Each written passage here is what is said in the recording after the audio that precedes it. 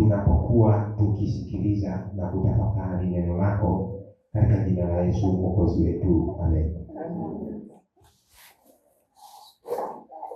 Masomo haya ya juma la kaya na familia kwa mwaka huu yamekuwa ya kipekee sana, tukiyafananisha na miaka mingine. Tuseme kwamba ya miaka mingine yalikuwa sio ya pekee, lakini ni pekee kwa wakati wake. Hata sasa tumepata masomo ambayo yalikuwa yakizungumzia kwa kiwango kikubwa kumakinika katika ulimwengu wa kidijitali. Teknolojia inazidi kukua na inazidi kuwa na mambo mapya, inazidi kutupatia fursa mpya, lakini wakati tunapopata fursa hizo, familia zetu zinakuwa namna gani? Hebu tufikirie kwa jinsi ambavyo siku hizi tunaweza kufanya kazi za ofisini tukiwa nyumbani. Wanafunzi wanaweza kusoma na kufanya assignment zao wakiwa kule nyumbani. Na tena tumeenda mbali zaidi, hata sisi tulio makazini siku hizi tunasoma kupitia Open University. Tunafanya testi zetu, tunatuma majibu, tunasahihishwa na maisha yanaendelea. Sio ajabu watu wakamaliza PhD zao na elimu nyingine kutoka vyuo vya kimataifa. Mtu atamwambia amesoma Oxford huko na Lancashire, na kumbe mlikuwa naye hapa, na hata kwa muongo. Bwana asifiwe. Kila siku watu wako hapa, lakini wameunganishwa na dunia kwa kasi ya kimtandao. Hapo ndipo tulipofikia kwa sasa. Lakini wakati haya yote yakiendelea, wakati baba akiwa bize na mama, watoto wetu wanapata muda katika familia wa kukaa karibu na sisi, au watoto wetu nao wameshajifunza tayari teknolojia kule mashuleni, nao wako bize na vishikwambi vya watoto, maana vipo kwa sasa hivi. Wakati smartphone za watu wazima zipo, hata za watoto pia zipo. Na kwa kuwa teknolojia inasisitizwa, hata watoto wetu baadhi tumeanza kuwanunulia laptop, nao wanazitumia.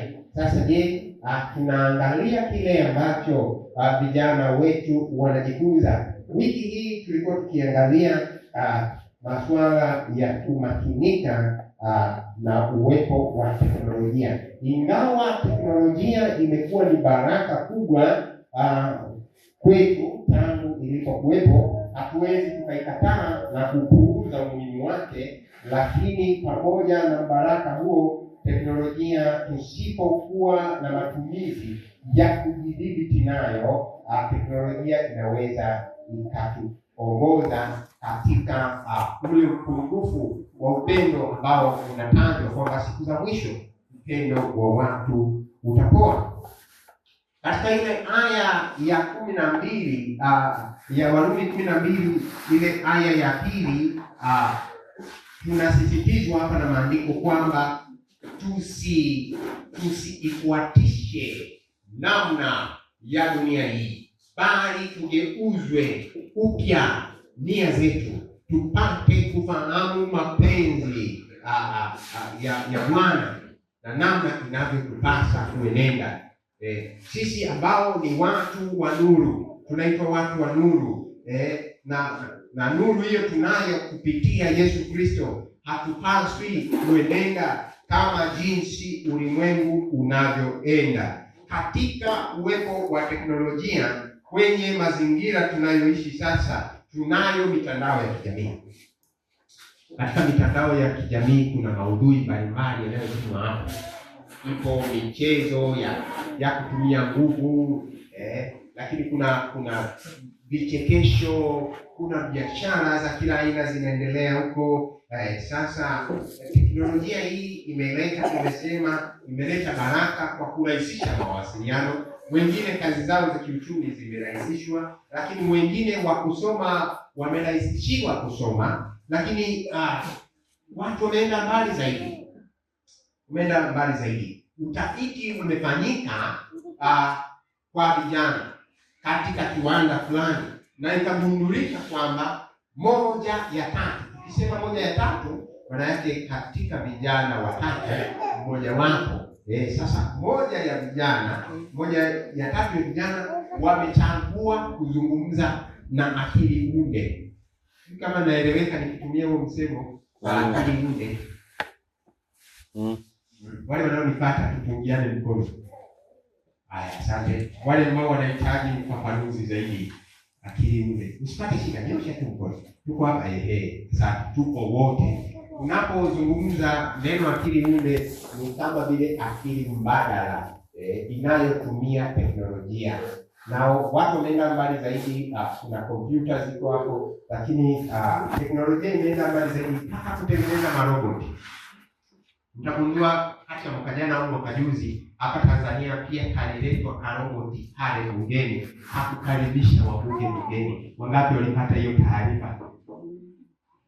Unaona mambo yamefikia huko. Kwa hiyo unafika pale, roboti inasema tu kila mheshimiwa mbunge karibu, hata kama umeenda ni mgeni wa mbunge, ilikuwa inawachapa wote jina la mbunge, alafu inasema karibu sana katika bunge letu na namba fulani na kadhalika. Mambo yamefikia hapo. Lakini kwa sasa hivi tunavyozungumza, kuna roboti mbalimbali hata za ulinzi zipo. Kule China wamegundua mpaka maroboti ya kilimo yanapanda mpunga kwa kasi na hayachoki, hayasimami. Unaona? Kwa hiyo teknolojia imefikia katika hivyo viwango vikubwa. Wenda kwetu sio sana, lakini pia tumeanza kuwa na miitikio.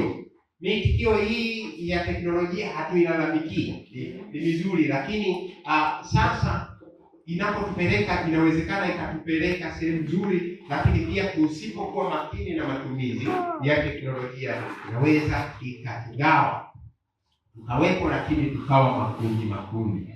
Sasa masomo haya ndiyo yanayotutaka kuleta umakini wetu katika neno la Mungu wakati tukiendelea na matumizi ya teknolojia. Jamani, Bwana Yesu asifiwe.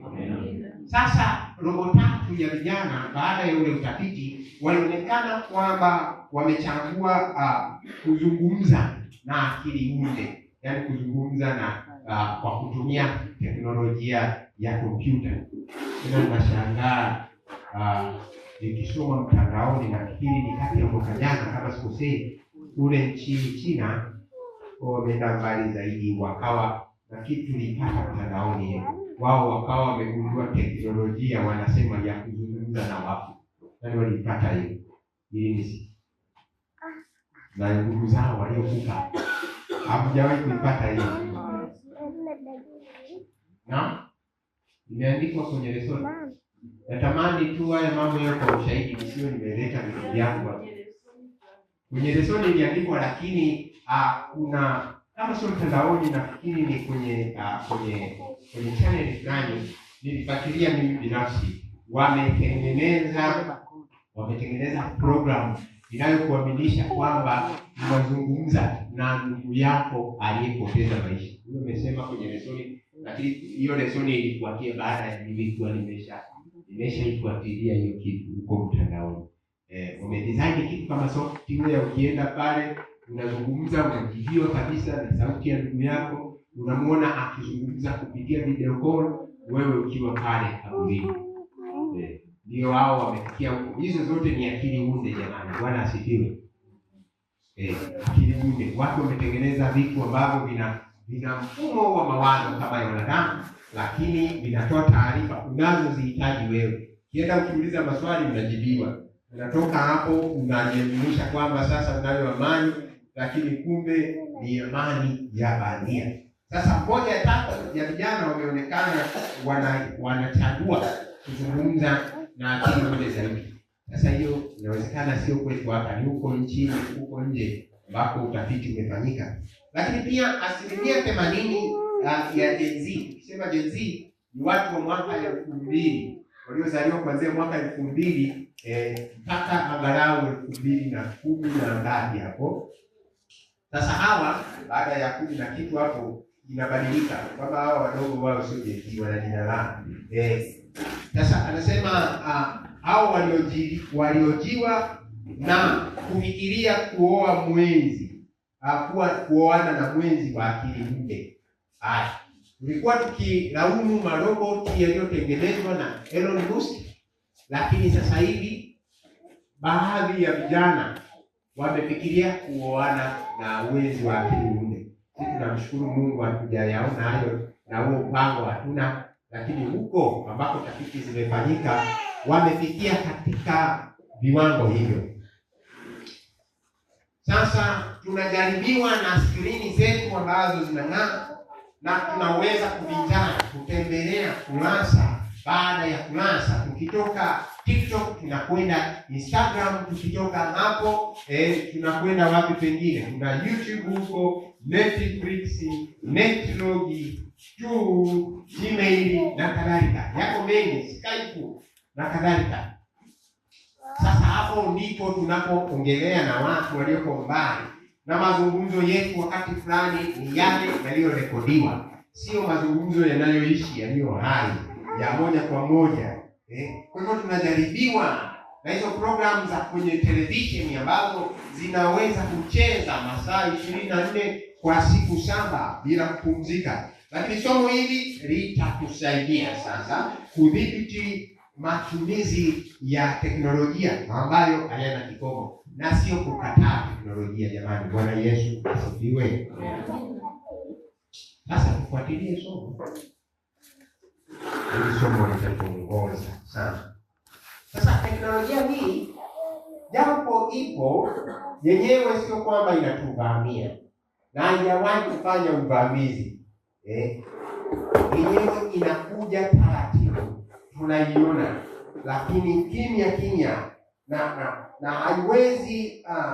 haiwezi kufika kwa ghafla, isipokuwa inaanza kuja kama programu moja iliyo njema, alafu tunatoka katika hiyo programu tunakwenda katika programu nyingine, zikivuta mawazo yetu taratibu, na hivyo tunaanza kutoka mbali kwenda mbali, sisi kwa sisi. Pale nyumbani teknolojia inasababisha hata chakula cha pamoja kwenye familia kinakuwa hakipo. Kuna watu walikuwa wamezoea kula pamoja zamani, lakini washangaa mwingine anachukua chakula chake na kwenda kula chumbani peke yake. Kwa nini? Kuna vitu anafuatilia na anadhani ni muhimu.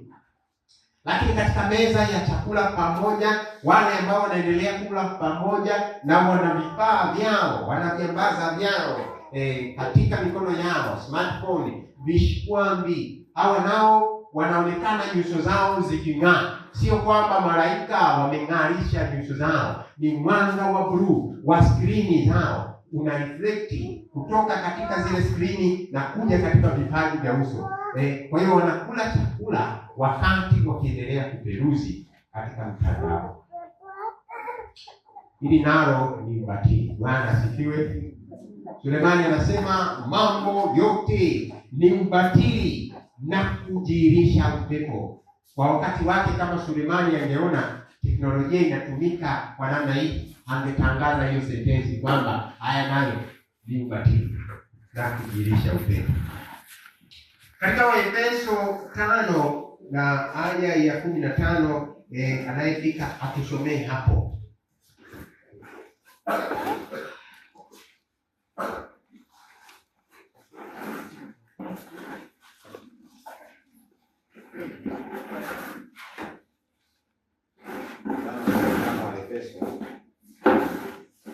Sema basi angalieni sana jinsi mnavyoenenda, si kama watu wasio na hekima, bali kama watu wenye hekima.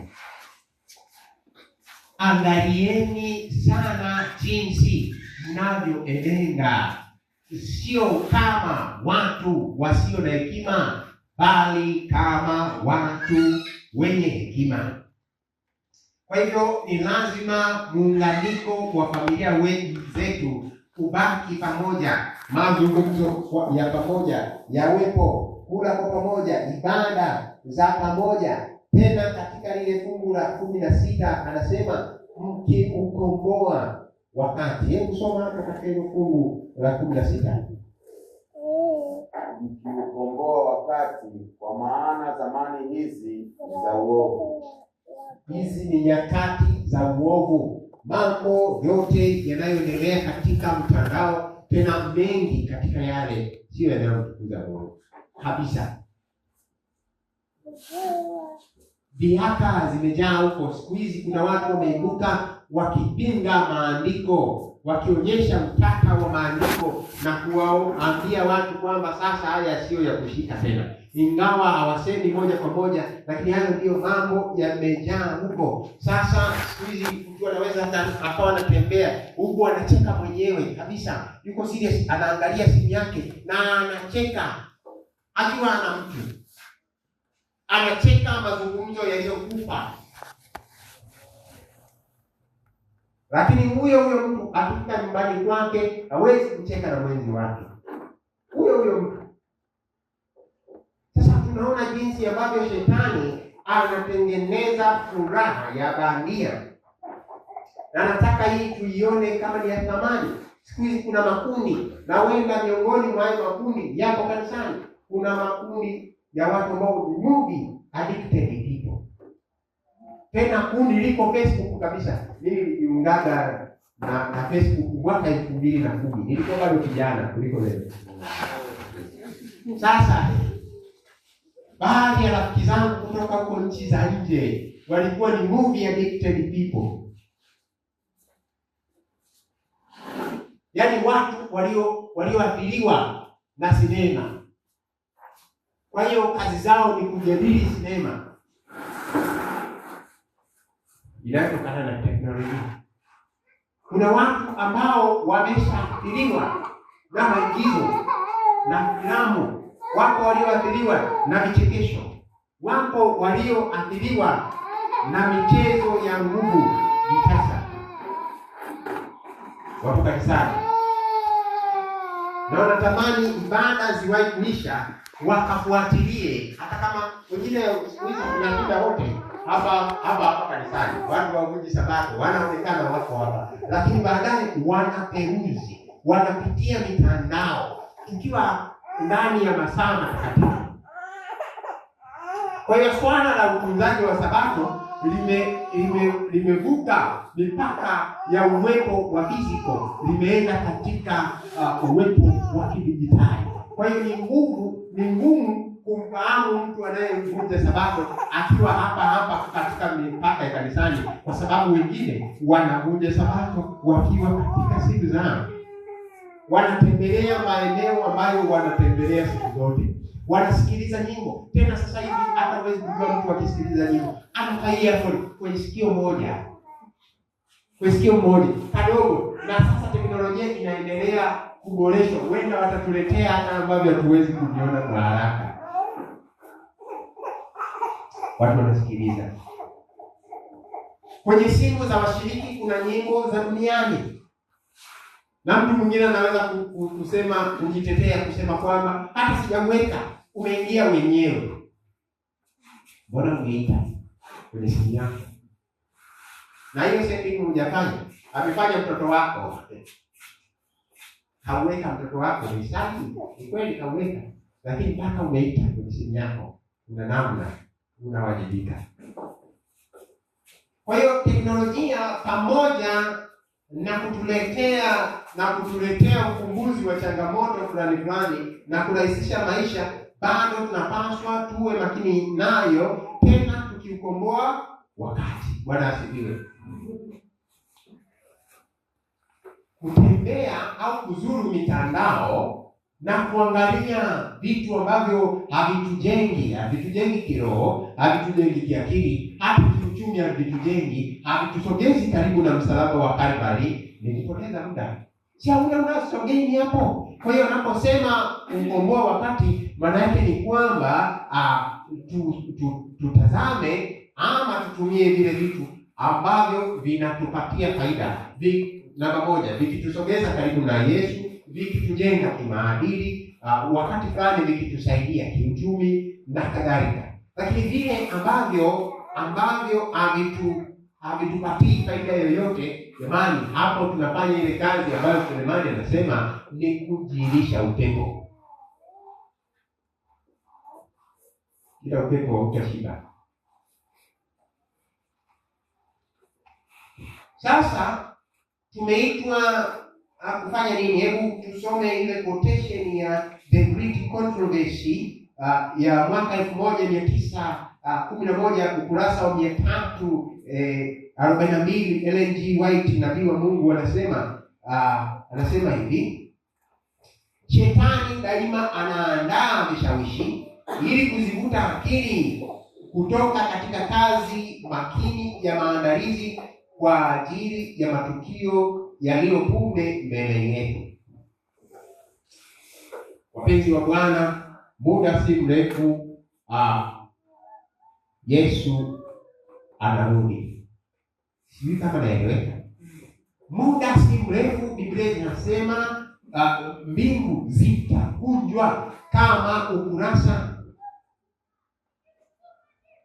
na ardhi hivyo hivyo. Alafu Yesu anarudi. Lakini wale ambao tunajiandaa kumlaki Yesu mara ya pili, tumesahau wajibu wetu, tukianzia katika nyumba zetu. Familia zetu hazijakaa pamoja, ibada zimekosekana pale nyumbani. Watu wamekuwa bize kazini na ubize umehamia nyumbani. Watu wanaendelea kutumia teknolojia kwa kasi, hata muda wa ibada umekuwa mdogo. Lakini ibada hiyo hiyo inapofanyika, simu inaingia katikati ya ibada, simu inapokelewa. Kwa nini tusizuie kwamba sasa ni muda wa ibada, tutafanya ibada, na huu mwito wa simu unaoita kama tumeuzima, tumeweka silent au tumezima kabisa, baada ya ibada tutaenda kwenye hizo simu. Zipo maudhui kule mtandaoni hayakauki masaa 24. Ni lazima tuchague vipaumbele. Lakini watoto wetu tunawafundisha nini? Hilo nalo ni jambo la kutazama. Imekuwa ni kazi yetu, kwa sababu sisi teknolojia imetukuta. Lakini vipi hawa waliozaliwa wakakutana na teknolojia? Sababu nakumbuka simu za mkononi zikija miaka ya 98, 99 hivi, nikiwa Oceans, nilikuwa nikiona watu wanatembea wawili njiani, wanafundishana kutumia simu. Hapa utapokea hivi, hapa utakata hivi. Tunawaona sisi tusio na simu, hawa ni watu wa maana, kwa sababu wanaelekezana nini? Matumizi ya simu. Sasa hivi simu hazihitaji walimu, hazihitaji mtu yoyote tu ananunua simu na anaanza kutumia. Na kama kuna walimu wa simu, ni watoto kabisa, wanaelekeza watu wazima. Wale ambao umri umeenda sana na teknolojia iko imewaacha, wanaelekezwa na watoto kabisa, kwamba piga hapa, kata hapa, hapa unatuma message, hapa unatoa hela, ikisha tumwa.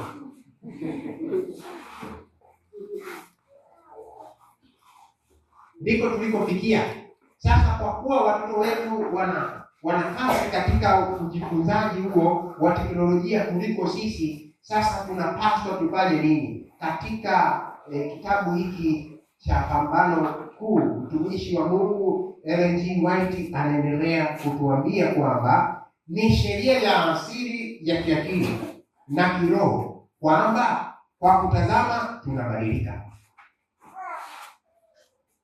Nabii wa Mungu anasema ni sheria ya asili ya kiakili na kiroho, kwamba kwa kutazama tunabadilika. Kama tunaweza kubadilishwa na yale tunayoyaona kwa kasi. Na mimi hapa ni mwalimu wa watoto, sawa sawa, kwa kusomea na kwa kufanya. Mimi ni mwalimu wa watoto. Hawa watoto ukienda na vitu wanavyoviona, kwa kweli umechukua kabisa uelewa wao, na watakuja kukusimulia kile walichokiona, na mara nyingi wanafanya kile walichokiona, wanaenda kukifanya kabisa kwa vitendo. Kulisimuliwa, kumbuka ni kwenye masomo yaliyopita hapa kanisani, kwamba mtoto mmoja alikuwa akiangalia hizo movie za mauaji, alafu katika kucheza na wenzake, na yeye akaenda akatekeleza.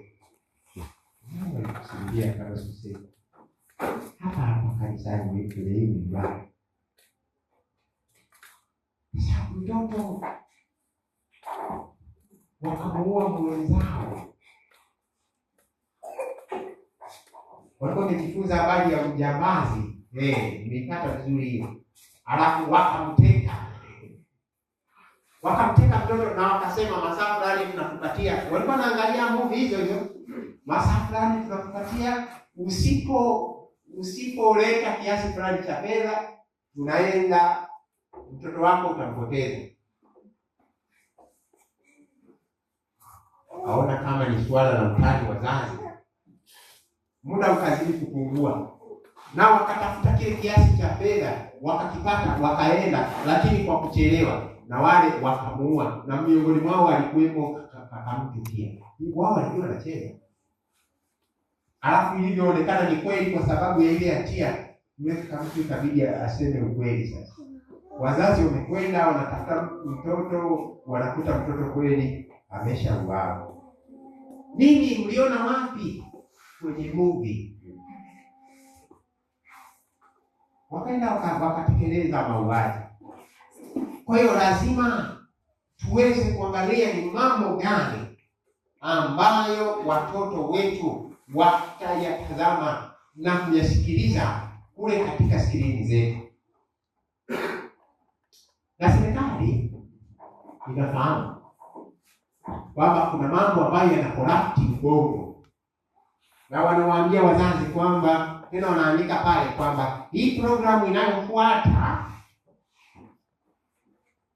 isiangaliwe na watoto chini ya umri wa miaka, wameweka kabisa wa miaka kadhaa. Na wengine wameenda pale wanasema watoto wa umri fulani wanaweza wakaangalia chini ya uangalizi wa wazazi. Hivyo kabisa. Kama kitu hakiwezi kushare wote, acha. Kwani nimeambiwa hicho ni chakula cha uzima, msipokula hamtaona njaa.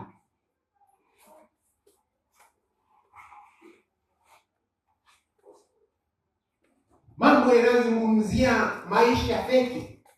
Jamani, tukiona watu tunapenda mitindo haitokaje hewani. Mtindo wowote ule. Kuna mitindo ya kuvaa, mitindo ya nywele, mitindo hata ya kutembea, mitindo ya kuzungumza, maneno ya kuzungumza, vinatoka huko vyote na vinakwenda kwa wakati mmoja katika dunia. Tuone namna ambavyo kanisa la Mungu, wateule wa Mungu wanashambuliwa kwa siri na kwa uhakika. Sasa unakuta kuna kundi la vijana limeshatokea, lina namna yake ya kuzungumza, lina namna yake ya kutembea, lina namna yake, yaani kila mambo wana namna yao, na inakuwa ni kama speech community, ambapo wakiongea neno lao kwa maizungu hauwezi kuwapata, huwezi kuelewa. Na sasa wameibuka watu wanasema, kuna huko mtandaoni kuna mtu mmoja wanasema ni Mwadventista, anaitwa MC Madebo. Ana mahubiri yake ambayo ameyarahisisha kwenda kwenye lugha za mtaani, ili kwamba hao watu wa mtaani waweze kumuelewa. Tunaweza kuchukulia kama zimekuwa ni comedy au ni vichekesho, lakini unaweza ukashangaa baada ya miaka kadhaa haya mambo yakafika kanisani. Yameanza kama vituko, kama vitu vya ajabu, lakini kama tusipojileta karibu na msalaba wa Kristo, yanaweza yakawa maisha. Kwa hiyo lazima tuangalie namna tunavyoenenda tunapokuwa katika matumizi ya mitandao. Sio kama ulimwengu, sio kama watu wasio na hekima. Sasa teknolojia imekuja kukomba mpaka muda wa kulala. Watu wanachelewa kulala kabisa. Wako busy wanafuatilia. Mkurugenzi wa shule ya Sabato, unaweza kuacha kulala pale nyumbani kwako, unafuatilia watu wakikimbizana na katufe. Wanaume 22 wanakimbizana na kajitu ka mviringo. Alafu kakikwama kwenye nyavu, watu wanashangilia, wamejaa uwanjani. Watu wanafuatilia, na wewe uko pale nyumbani, hauna pesa unayopokea, umelipia kingamuzi. Na pesa ya kununua vitabu hauwezi kutoa. Ile pesa ambayo tunawekeza kununulia vitu vya kutekelea, hivi tungekuwa tunaileta kwenye injili tungehubiri kiasi gani? Tunasema kweli, si ndio utekelezaji wa mambo. Lakini tunafurahia. Unaonaje hiyo? Na vile vitasa vinavyowekwa siku ya waga ni Ijumaa. Najua ratiba jamani. Ninajua ratiba. Vinawekwa Ijumaa jioni. Alafu na Jumamosi. Mara nyingi ni hapo. Vinatembelea hapo. Ulitoka ndio sabato imeisha. Ulitoka kutafakari neno la Mungu jioni. Yaani umefika tu pale jioni unawasha taa. Hawa hapa wanachapana mashavu yanaunguka.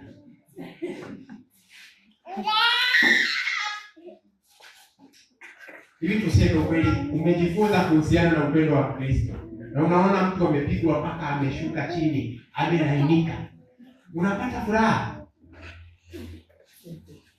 Unapata furaha kutoka moyoni. Mtu wa Mungu, msafiri wa kwenda mbinguni, anayesubiri ujio wa Yesu wa mara ya pili, yupo anafurahi na dunia. Anafurahi na dunia.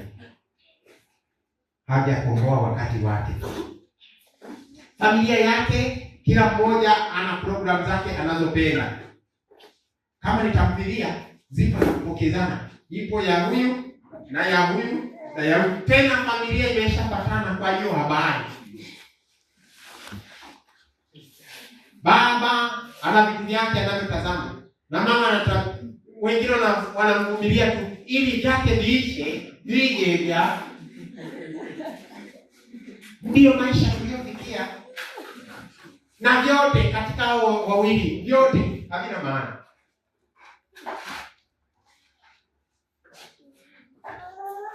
Sasa watoto wetu wanatazama pale nyumbani, na kwa kutazama sisi kama role models wao, kama mifano yao, wanaiga. Na wanapoiga wanatengeneza tatizo jingine.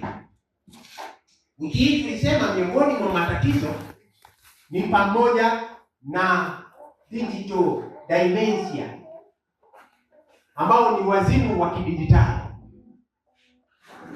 Yaani ni kwamba ukisikia simu bila kujali kwa wapi unachanganyikiwa hapo hapo, unataka ujibu haraka sana. Hilo nalo tatizo. Kama umefikia katika hiyo kiwango, Mungu akusaidie, semeni amina. Hata kama mlikuwa mtaki, hakuna namna. Mungu atusaidie. Alafu kuna tatizo namba 2 linaitwa upweke wa kidijitali, digital isolation. Hapa ndio pale ambapo mtu anaishiwa bando na anaugua. Anajihisi hajawa connected, hajaunganishwa, kuna vitu anamiss. Kwa hiyo anahisi hawezi kufanya kitu chochote bila teknolojia, bila kasimu kake hapo pembeni. Mimi nilikuwa nasoma huko chuo, kana rafiki yangu, yeye ali chakula. Mkio mnakula, maana tulikuwa tunakula mgawani. Mkio mnakula mko pale, yeye mpaka aperuzi, hata kuteleza tu, iwe ni kwenye meza, iwe ni kwenye picha, popote ndio chakula kinashuka. Rahisi. Ndio nimejua leo kwamba huenda na yeye alikuwa na hili tatizo la upweke wa kidijitali. Sasa Mungu amekusudia nini katika familia zetu? Kumbukumbu la Torati aya ya 6, sura ya 6 aya ya 6 na 7.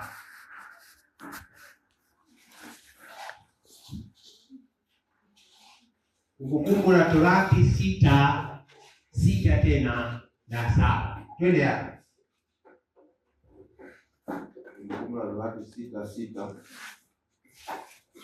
Na maneno haya ninayokuamuru leo yatakuwa katika moyo wako. 7. Nawe wafundishe watoto wako kwa bidii na kuyanena uketipo katika nyumba yako na utembeapo njiani na ulalalapo na uondokapo. Mungu amekusudia neno lake lifundishwe nyumbani kwetu. Yaani kwa lugha nyingine, familia zetu ndio mahali pa kwanza ambapo mtoto angefundishwa, akajengwa na akili yake itakuwa hapo.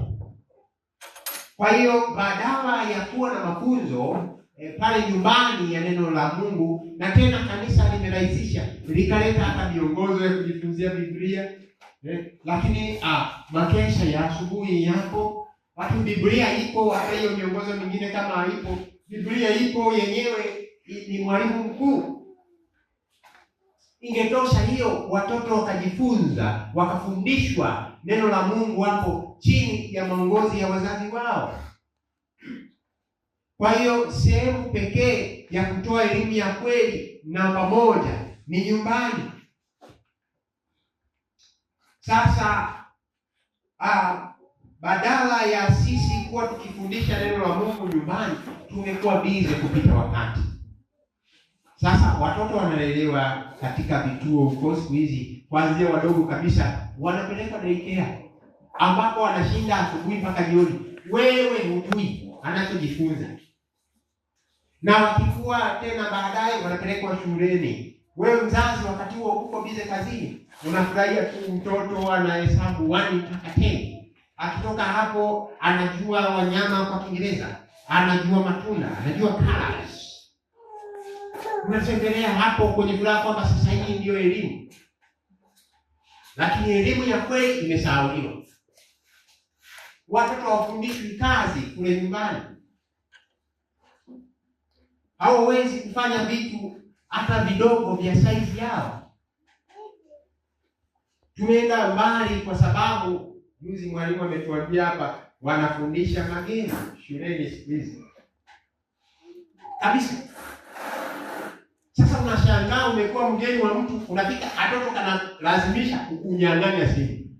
Na mzazi anatekelea na sema, huyu anapenda simu kweli. Baba.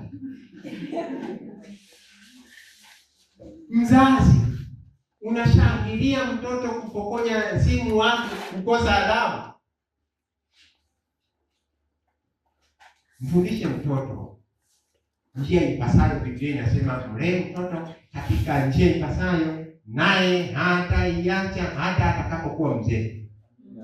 Wale wazazi ambao mnasema watoto wenu hawalali au hawali au hawatulii bila kuangalia katuni, tunawakemea leo kwa jina la Yesu Kristo. Fundisha mtoto Biblia. Fundisha mtoto adabu. Mnyooshe. Unajua kunyosha? Mnyoshe kidogo. Kuna mada ni hapo ambayo ukiswitch ujinga unaondoka. Bila hiyo tusilee watoto kama mayai. Sasa tunaruhusu tu tembelea vishikwambi. Nenda kaangalie movie. Igizo hili hapa tu, tazama tu, haina shida. Na mambo kama hayo. Tuwaachie watoto wafanye vile vitu vinavyojenga akili zao na kuwaongoza kwa Kristo. Bwana asifiwe. Lakini kama havifanyi mojawapo kati ya hivyo, acha. Nyumbani ndipo ambapo haya mafundisho yanaweza yakashika kasi zaidi. Ingawa wanaweza wakajifunza nje ya nyumbani, lakini wakijengewa msingi mzuri nyumbani, watasimama na wala hawataanguka. Sasa teknolojia inaanza kugawanya uwepo wa watu ana kwa ana. Tunaweza tukakaa, tunaweza tukatembea, tunaweza tukawa pamoja, lakini akili zetu haziko pamoja. Mimi natazama hiki, wewe unatazama hiki. Sisi kabisa, watu tuko maofisini kabisa. Na kazi tumeshafanya, tumemaliza, lakini mazungumzo haya ya kushare ana kwa ana hayapo hata kwa dakika 30. Kila mtu yupo katika mtandao fulani, yupo katika eneo fulani, kuna taarifa fulani anayopata. Mwingine apate taarifa, anapata tu vibonzo. Na katika somo la wiki hii tulitazama kwamba teknolojia imefikia hatua mbaya ya kuondoa hisia za ukweli. Watu wamekuwa na hisia feki. huruma imeondolewa kabisa. Mtu anapata shida, badala ya kumwambia nimesikitika sana, pole sana, unamtumia emoji yenye kutoa machozi. Emoji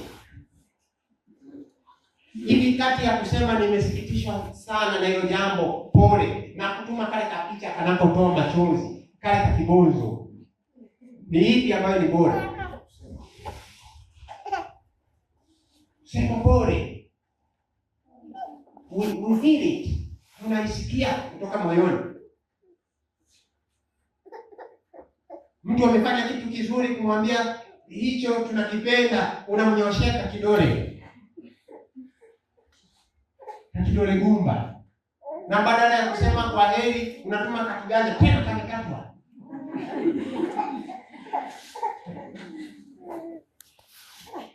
Kwa hiyo hisia zinaanza kuondoka taratibu na kwa uhakika.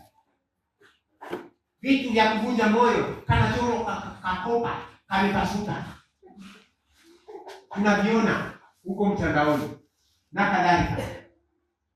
Kwa hiyo hisia za kweli sasa ndio basi tena. Sasa kwa namna hii, mnafikiri kwamba watu watafika kwenye matumizi ya akili unde moja kwa moja? Watafika. Kwa sababu hivi vitu vimekuja taratibu. Sasa miongoni mwa matatizo mengine ambayo tumeletewa, ikiwa teknolojia haitadhibitiwa, haya matatizo yatatokea, ni pamoja na uraibu. Tumezoea kwamba uraibu upo sana kwenye madawa ya teknolojia ya kulevya. Lakini sasa teknolojia hizi, simu zinaweza kutupeleka kwenye uraibu. Kuna mtu asipoingia Instagram utamhurumia, au TikTok. Na mwingine anaona kabisa mimi sina furaha, lakini kiingia natoka ni kama mtu aliyejazwa na Roho Mtakatifu. Wewe, hizo ndizo zile roho zinazodanganya. Kwani nimeambiwa roho zidanganyazo ziko wapi? Tutaziona kwa macho. Watu hivi ni hii mitandao. Na wakati tukijadiliana hapa katikati ya wiki, tukagundua kwamba zile interest zako ambazo ndizo unazozipenda, ukiingia unakuta umeletewa hizo unaletewa. Hata kama ndio siku ya kwanza kununua simu, unaanza tunataka niangalie kitu kimeshakuja.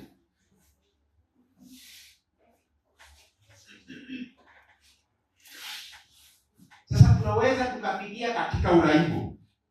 Yaani maisha ambayo tunaona bila teknolojia hatuwezi kusonga mbele. Kwa hiyo kila wakati tunataka tukae nayo hapa. Tena watu wanaenda habari zaidi, wanalala na simu kitandani. Amri, nyosheni mikono wale mnaolala na simu. Unaona? Niambi, jamani niombi sasa. Wangapi wao wanalala na simu? Usiogope. Uko hapa kusaidiwa. Wangapi wao wanalala na simu? Tunazungumza hata usiku wa kuamkia Sabato. Wangapi? Ungesema lakini ni watu Mungu awasaidie, mwache uongo. Wale ambao mnalala na simu na mpo hapa mahali, hatupaswi kulala na simu. Tena kwenye hili somo la hili juma, anasema mpaka kuziweka kwenye chumba cha kulala. Vyumba vya kulala viwe free kabisa. Muda wa kulala ukifika unalala, ukiamka simu utaikuta huko na utaendelea na maisha. Kwa sababu simu iko pale pale. Hayo matatizo yanayotokea huwezi kuyatatua yote ukayamaliza. Ukitaka unaweza ukawa mtumwa wa simu kabisa. Kila message imeingia umejibu haraka. Kila simu imeingia umeipokea.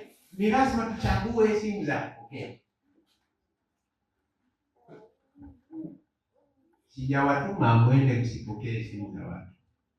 Na sijasema kwamba msijibu message. Ila tunaangalia ni zipi ambazo tunazijibu. Hata zile message zinatengenezwa na nani yule sifahamu. Anasema sasa tuma hii message kwa watu 20 upokee baraka zako usipotuma sijui nini kipatikane, na wewe na unaiforward kwa watu bila hata kufikiria. Unatisha watu na kuwapotezea amani ya moyo ambayo Yesu alitoa bure. Tatizo jingine linaloweza kutokea ni kuvunjika kwa mawasiliano. Kama teknolojia isipodhibitiwa, mawasiliano ya ana kwa ana tunaenda kuyapoteza.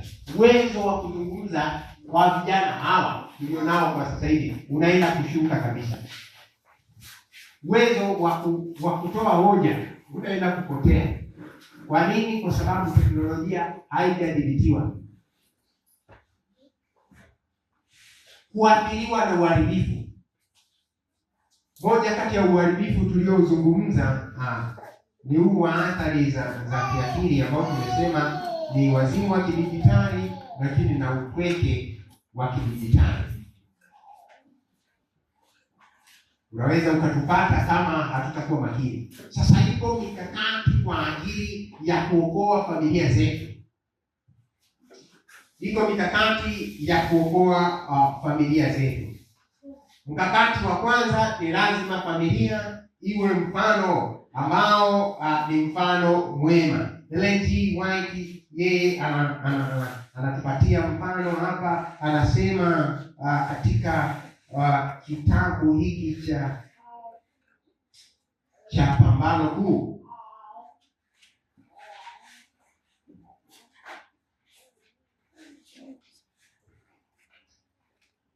Anaandika katika kitabu samani cha Child Guidance cha mwaka 1954 ukurasa wa 475. Anaandika hivi: wajibu mkuu unakaa juu ya wazazi, nao wanapaswa kujitahidi kwa moyo kutimiza utume wao walioagizwa na Mungu. Watakapoona hitaji la kuelekeza nguvu zote za maisha yao katika kazi ya kuwalea watoto wao kwa ajili ya Mungu, mambo mengi ya upuuzi na kujifanya kusiko lazima ambayo yanaonekana sasa yataondolewa. Kama wazazi watawekeza muda wa kutoa malezi kwa watoto wao, anasema haya mambo ambayo yanajitokeza yasiyo ya lazima tunayoyaangalia sasa na ya kipuuzi, hayo yataondolewa katika familia zetu, yataondoka katika skrini za masebuleni kwetu, yataondoka katika projekta zetu na simu na vishikwambi na laptop. Lakini namba 2, tunapaswa kuwa na desturi ya mapumziko ya Sabato. Tunapokaa hapa siku za Sabato au tunapokuwa majumbani kwetu, hebu tuwe na pumziko la kweli. Ikiwezekana tunashauriwa tukae mbali na matumizi yale ya vifaa vya kidijitali. Baadhi yetu tunafanya kazi na mashirika binafsi na ya serikali na ya kijamii, lakini tuko busy. Tumepewa mradi fulani, tumepewa andiko fulani, tumepewa proposal fulani, tunaendelea kulifuatilia tukiwa hapa kanisani, tunatoa maelekezo ofisini. Kwa nini wasijue kwamba hatupatikani siku ya Sabato? Watatufanyaje kwani? Si imetupasa kuzifanya kazi zake yeye aliyetupeleka? Kwa nini tuna hofu? Najua tunaongoza kwa hofu za bure kabisa. Mara kadhaa mimi binafsi nimewahi kupuuza simu za watu nao fahamu kwamba hawa wako juu yangu, pengine huko kikazi. Hayo wanajua. Na baadaye nawaambia, bwana, mimi nipo kanisani, nipo kwenye ibada, nipo kwenye mkutano, nipo mahali fulani. Wanaelewa. Na ikijengeka kwamba ni desturi yetu kuitikia hiyo mito, na wakati fulani tunaweza tukajikuta tumeenda kwamba wametushawishi kwamba hii ni dharura kwa leo, imeandikwa ng'ombe kutumbukia au punda. Na Biblia inasema mtu anajaribiwa kwa tamaa yake mwenyewe. Unatamani fedha, utajaribiwa kwa fedha siku ya Sabato. Na utasema huu ni mtumishi tu. Unajua hapa tunajenga taifa la kupotea.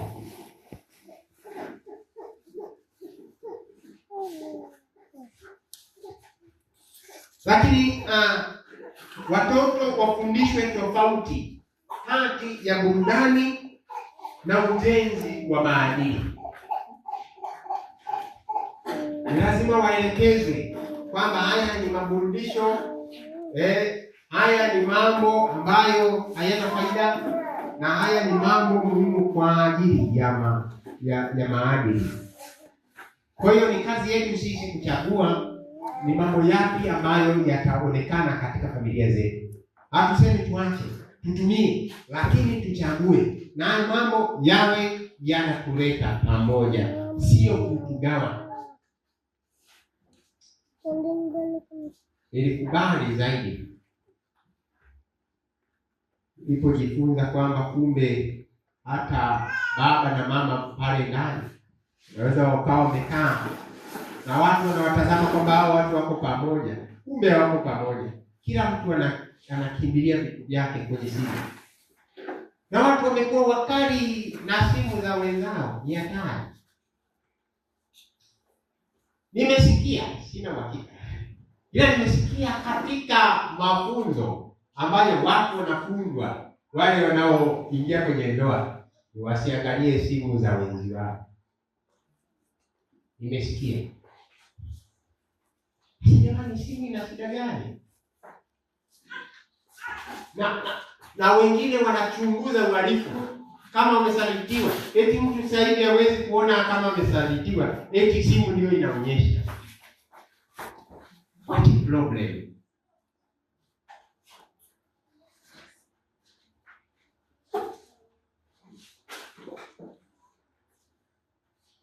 Watoto wetu wafundishwe tofauti ya burudani na mambo ya ujenzi wa maadili.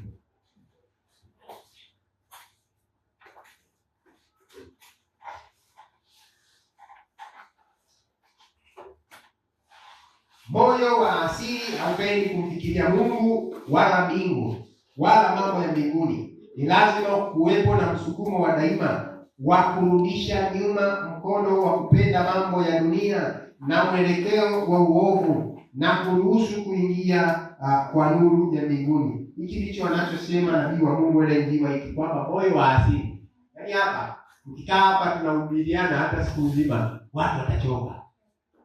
Jamani, Bwana asifiwe. Watu watachoka kabisa, anasema huyu jamaa anahubiri yale mambo yote. Hayo tunayafahamu tangu tukiwa wadogo. Kama yule Farisayo, sio? Moyo wa asili haupendi mambo ya mbinguni. Kwa hiyo lazima zifanyike jitihada za makusudi kuelimisha huu moyo wao watoto wetu wa nyumbani, ili kwamba uelekee nuru ya mbinguni.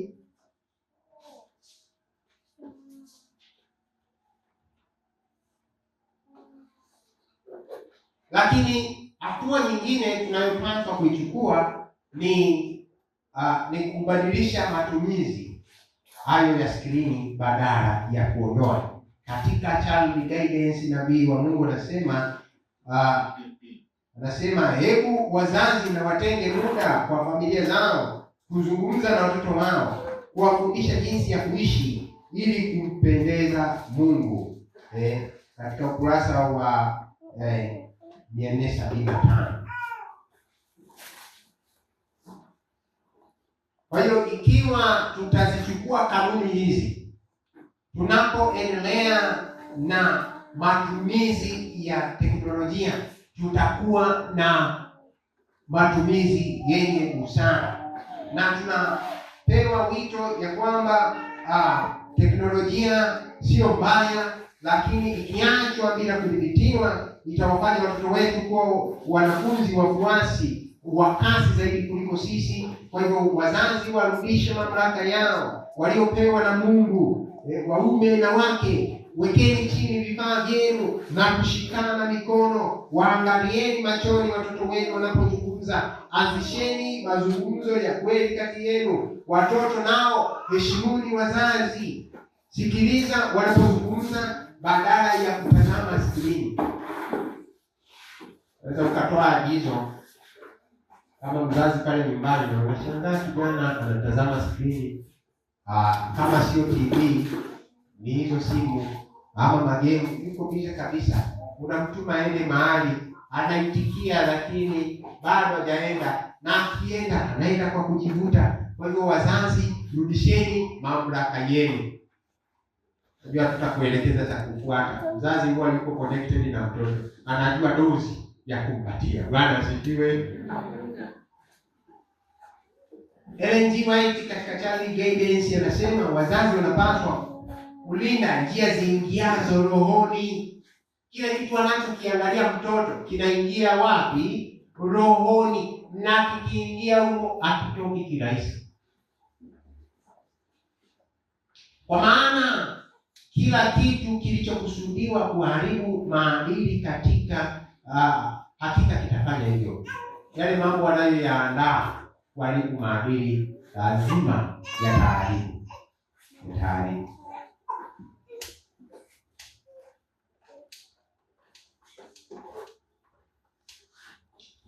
Katika Yoshua 24:15 anasema, chagueni hivi leo mtakaye mtumikia, lakini mimi na nyumba yangu tutamtumikia Mungu.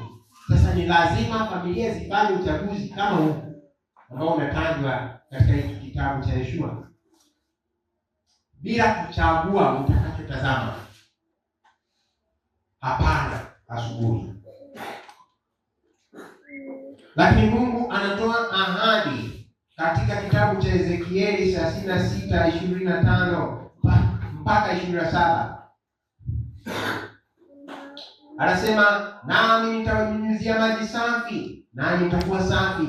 Nitawatakaseni na uchafu wenu wote na vinyago vyenu vyote. Kuna vinyago vya kidijitali. Nami nitawapa moyo mpya, nami nitatia roho mpya ndani yenu, nami nitatoa moyo wa jiwe uliomo ndani ya mwili wenu, nami nitawapa moyo wa nyama, nami nitatia roho yangu ndani yenu na kuendesha katika sheria zangu, nanyi mtazishika hukumu zangu na kuzitenda. Nataka nimtie moyo mtu fulani hapa ambaye amelemewa na uraibu wa maigizo, ambaye amelemewa na uraibu wa mpira, ambaye amelemewa na uraibu wa teknolojia na vichekesho na kadhalika, ya kwamba unapomkaribisha Kristo anasema atautoa huo moyo wa jiwe unaong'ang'ania hayo na kuelekeza moyo wako kwake. Bwana asifiwe.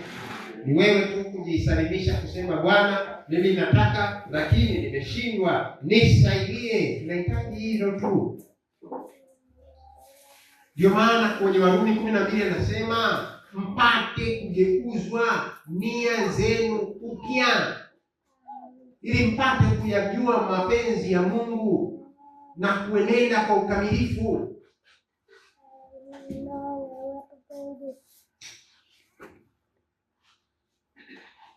Sasa hata kama haya maovu yako yakizunguka na yako katika mitandao na yako katika viganja vya simu na tunalala nazo, ndio hatuko peke yetu. Bwana asifiwe.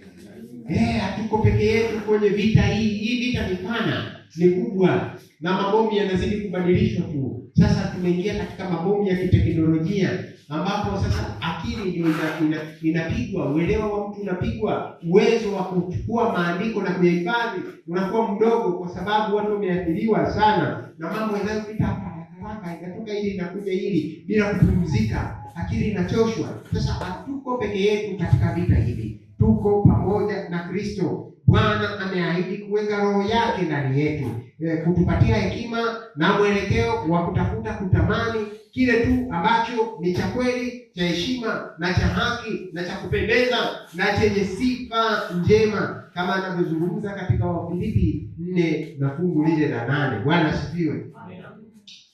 Sasa Danieli kule Babeli, yeye alikabiliana na majaribu mengi akiwa bado ni kijana, lakini katika hilo neno la Mungu katika Danieli 1 fungu la 8 inasema, lakini Danieli aliazimu moyoni mwake ya kuwa hatajitia unajisi. Bwana sifiwe. Hata bora yeye alikuwa anasema hatajitia unajisi kwa chakula cha kifalme.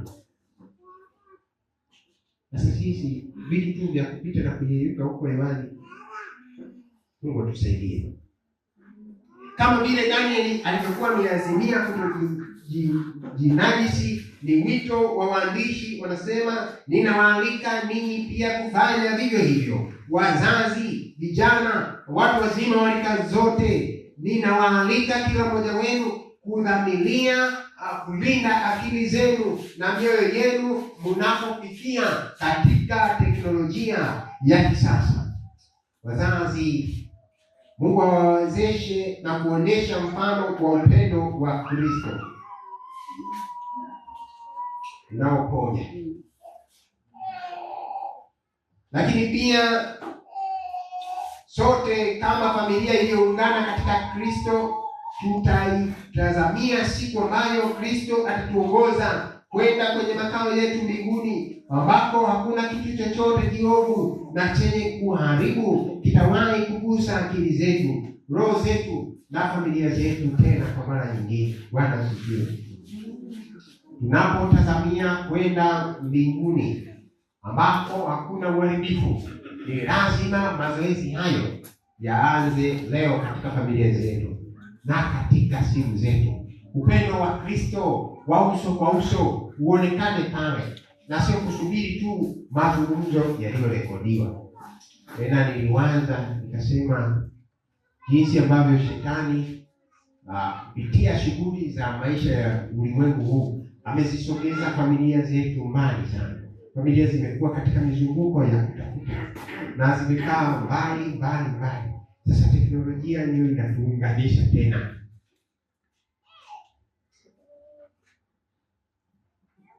Na kwa njia hii tunapaswa sana kumwomba Mungu atulete pamoja.